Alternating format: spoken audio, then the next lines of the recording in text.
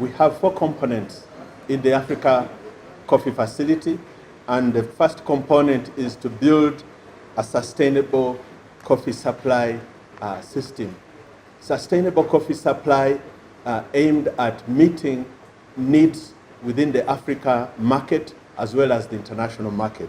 We have the second component, which involves improving demand, market linkages, and investments in the Africa coffee value chain.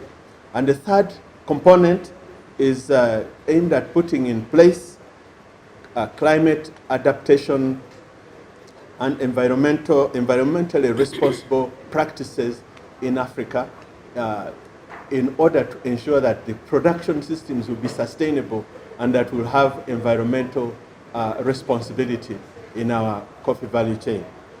The fourth component of the facility is aimed at promoting knowledge, management, and dissemination, because there's a lot of knowledge that is already available in the continent and a lot more knowledge that we need to develop, but we need to find a way that this knowledge can be shared by all parties, all people concerned, producers and consumers, and all players, partners in the system. The total amount of the facility as designed is $950 million US, and this is for a 10-year period. So what we are doing now is having the discussion, after which the team, the coordinating team, will be working together with the Afrexim Bank in doing the business plan for the implementation of the Africa Coffee Facility. This is one of the steps that we are laying together collectively, not only as a country, but also with other development partners and African Union as a whole, together with the National Coffee Organization. As you recall, early this year, we hosted the National Coffee Conference here in Nairobi, and some of the decisions and deliberations that came out in regard to addressing the issue of declining in coffee production in Kenya and across the coffee exporting countries. This is one of the initiatives that we are now taking collectively. I want to say that for the last over 10 years, we have had a decline in coffee production in the country to below 40,000 metric tons from 130,000 metric tons that we were producing in the early 70s and 80s.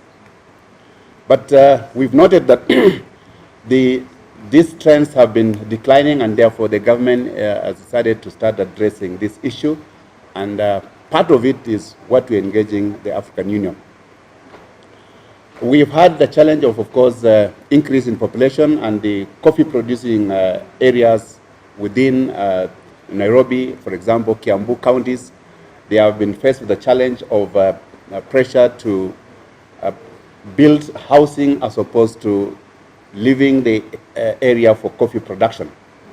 We are addressing these challenges, and this is why we have now partnered with other development partners to ensure that we increase coffee production in other areas that were not producing coffee.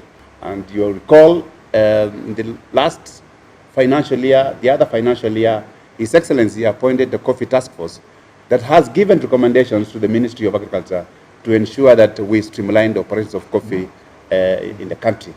We are implementing these recommendations from the Coffee Task Force, and in the near future, we are going to address the challenges that the farmers are facing. One of it, and His Excellency has directed, that we look at the Kenya Planters Cooperative Union, which was the umbrella organization that was handling all the processing or milling of coffee.